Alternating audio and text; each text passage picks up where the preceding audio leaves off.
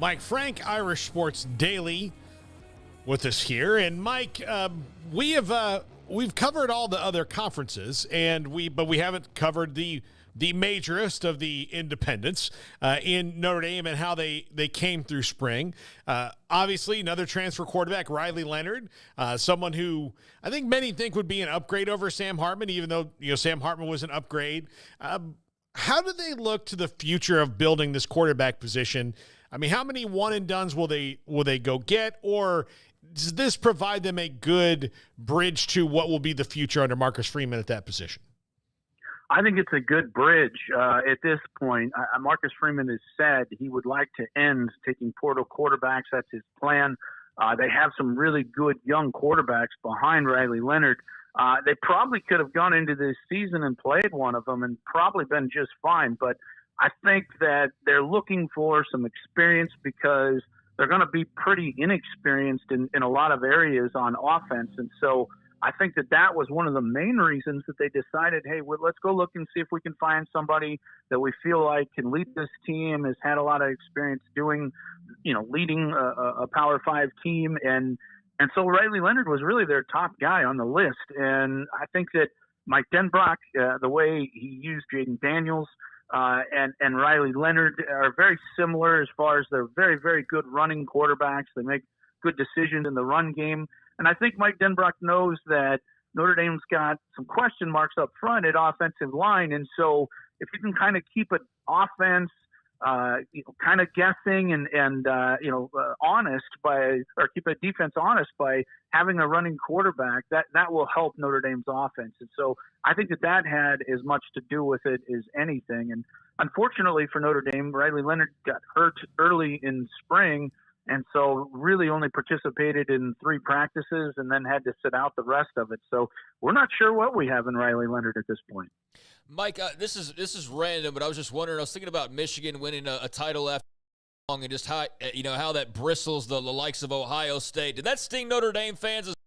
The history of that rivalry to see the Wolverines hoist the national championship and knowing it's been as long as it has been for the folks in South Bend?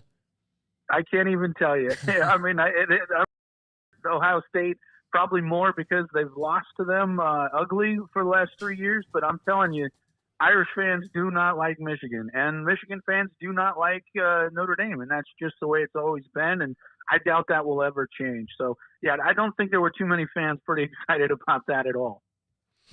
What do you think the real strength of this team will be this year on offense? You mentioned having a running quarterback can help. They took a minute to get in rhythm last year. They didn't have experience at the skill positions. What do you think it'll be? It's going to have to be the running game, and they have some very, very talented running backs. This is by far the most talented group of running backs. I've been covering this for 25 years, Notre Dame specifically. This is the most talented group they've ever had. So, and they have what I consider a good offensive line that can run the ball. It's pass protection that's kind of the big question mark going into the season. But I think they'll be able to run the ball. I think they have a couple backs that have the ability to make some big plays. J.D. Price is one guy that has some electricity to him.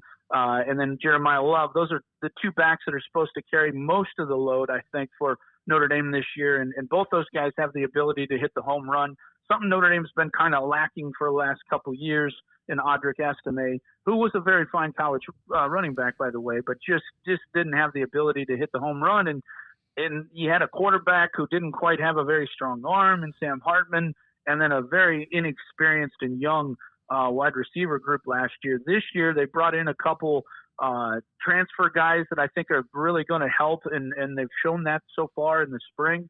And just guys got older, and they got a couple freshmen that have come in and played in the spring, and it looks like at least one of them for sure. And Micah Gilbert will contribute and play quite a bit, and maybe even Cam Williams, who's also kind of a speedster. And they've just kind of lacked the ability to get vertical, but adding Chris Mitchell, adding guys like Cam Williams, Jordan Faison, who was a walk-on that really started to come on last year, is another electric player that they have that can get vertical. And so I think that's going to help Notre Dame open up the passing game. And maybe get some linebackers and safeties to not crash down so much on the run. But I do think Notre Dame's going to be a pretty run-heavy team this year. I think they're going to have to be, but I also think they've got I think this is going to be one of the best defenses they've had in decades, for sure. This is going to be a really good defense for Notre Dame. Marcus Freeman is still just 38 years old, which is crazy to me. But 9 wins, 10 wins these last couple of full seasons as the head coach. What's it been like just sort of watching him operate, and how have you seen him? Not that there's necessarily been like dramatic evolving here, but how have you just sort of seen him grow as a coach these past couple of seasons? I think just in confidence, and it's kind of one of those things that you don't know what you don't know. And I think he's learned a bunch, and just trying to figure out the mistakes that he's made along the way. I, again, covered this for a long time. I don't think there's ever been a coach since I've covered this that the fans have been more behind. He's very beloved, and his respect is well deserved. He's a very good person and a very good image for Notre Dame, and very well liked amongst the players, the community, that type of thing. So everybody's excited to see him win. I think for the first time in a while, Notre Dame's administration is very much behind trying to make this thing a winner. They got a brand new building, or I guess an extension onto their building that's coming for about $150 million. They just built one of the nicest indoor facilities, practice facilities.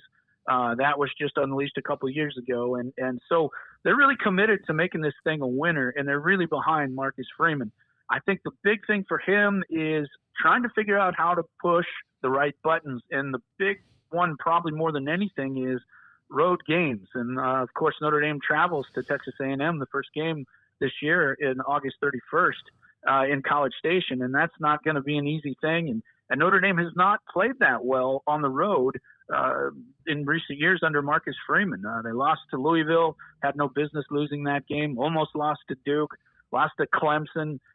Those are things you just cannot do. And the team, they just come out, I don't want to say flat, but they just don't seem to execute. It seems to take them like a half before they figure out what's going on and kind of get their mindset right. And a lot of people want to blame coaching on that, but I think when it comes down to the game, after a while, it's got to be your leadership's got to step up. And I think that Notre Dame's been kind of lacking in that regard as far as, having great leadership across the board. And defensively, they'll definitely have that this year. Offensively, that's where it's going to be the question mark, is who's going to lead this team. Their top tight end has got an ACL and is supposed to be back for the fall, but we'll see. Until somebody actually plays, you don't know. And he's one of the more veteran guys out there. Notre Dame's offensive line is going to be very, very young. Talented, but very, very young. And so who's going to lead that group? And at wide receiver, probably the guy Jaden Thomas is their veteran guy, but he's always hurt, can't seem to stay on the field. And so who's going to step up there? I think they're good at running back, and we'll see with Riley Leonard. So far, all signs point to him being very, very well liked by the team. And, I think he's a leadership type of guy. But until you see it, it's hard to really say what it's going to be at this point. Mike, obviously for football, they're not going anywhere. They're not going to join a conference until the rules make them do that. But they are in the ACC for everything else. So how are they watching this FSU, Clemson, and potentially UNC fight versus the ACC, looking to the future of where everything else is going to land? Well, of course, they want to try and massage everything, and you rightfully would if that was your situation. So they're obviously trying to massage the whole situation. I think they'd prefer for the ACC to stick together, but they've also got a pretty darn good deal money-wise. So they're not hurting like Clemson and FSU. The recent deal they negotiated with NBC has set them up in a pretty good position as far as what they'll be making based off of, being involved in the playoff and all that type of stuff.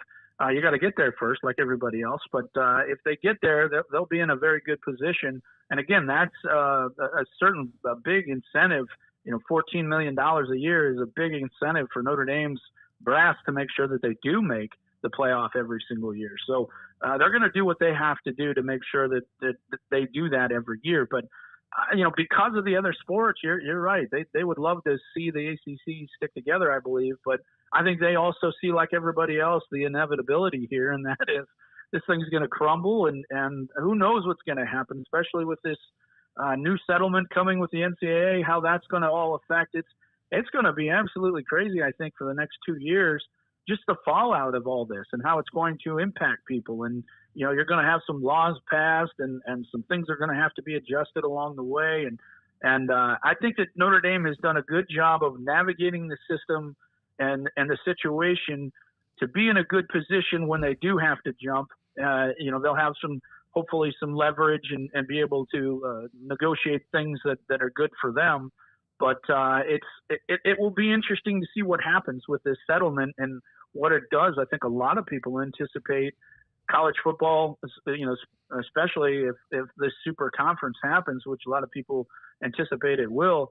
The college football will probably just break off from the NCAA and become something completely different.